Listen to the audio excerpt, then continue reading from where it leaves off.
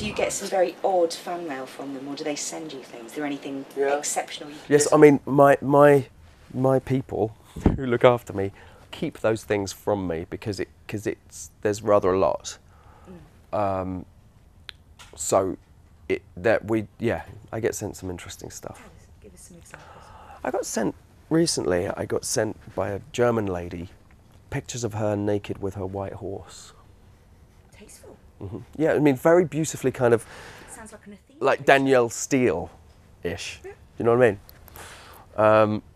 I get sent things like music that people think I'm going to like CDs that they've burnt for me. Well, True Blood is very much, the music's very much part of the show. It is, yeah, the music's a fantastic. I mean, not only is the music that is used within the show by other bands fantastic, but the score as well is extraordinary. You know, my character has his own theme music, which is played by this amazing composer called Nathan Barr, and he is a wonderful cellist, and he uses cello whenever Bill is around. You'll hear in the background this kind of cello music playing. It's beautiful. Do you realize that every person in this establishment is staring at us right now?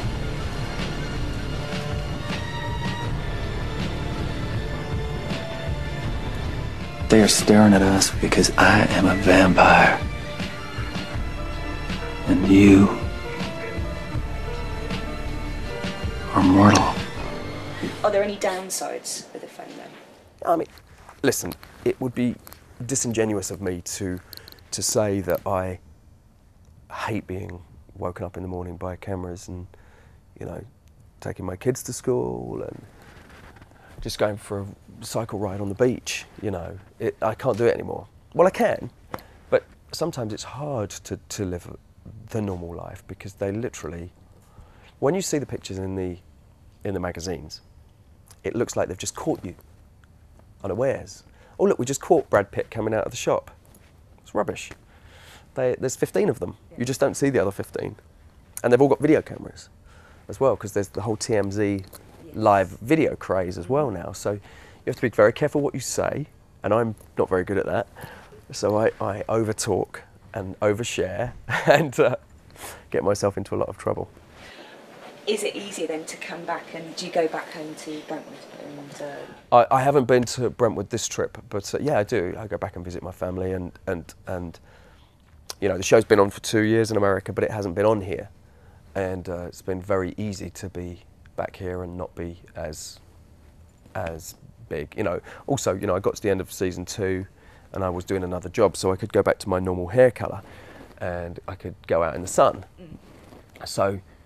For the first time, you know, I'm not pale and I'm not dark-haired, so, and I haven't got big sideburns, so I am not necessarily as recognisable. Even in LA, you know, it's not as recognisable, and it kind of, I remember that next year when as soon as I finish, if I change, you know, I don't get as much. And also, I hate to bring it up, but you do act alongside Anna, who is also your fiancée now, I understand. It's being confirmed. Is it difficult being with each other constantly? You know, both of us went into the job single, and we had, you know, friends that we were seeing and, you know, dating in that respect. And we've been together pretty much since the pilot wrapped, and we met on the show, and we were together ever since, and it just seems incredibly natural to be at work with the person that you're with. You're alive? Well, technically, no. But I am healed. You know, sometimes it's difficult as an actor because you really only meet people when you're working.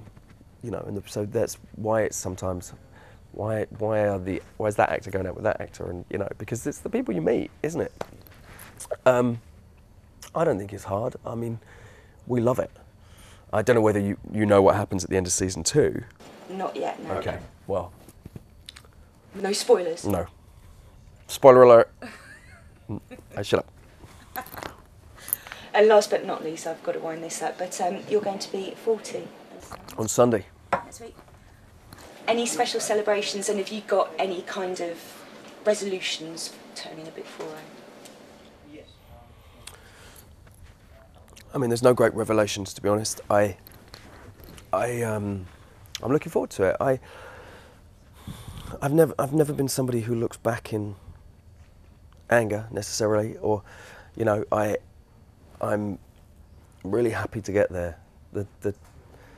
You know, I've made the 20s and 30s as difficult as I possibly could. I'm trying to make life much simpler now, and we've got, you know, there's a big bunch of friends coming with kids to a big country house, and we've got kids entertainers and jugglers and all sorts of thing coming for them, and I've got an Indian Elvis playing for me, which I'm very excited about, and I'm really looking forward to it, actually. A lot of old friends. Well, it's great to be celebrating it when you can celebrate so much in your life as well with True Bird. Thank you very much. It's such a success. No, thank you, or should I say, thank you. Thank you. No, that's great. Thank you. You must get that.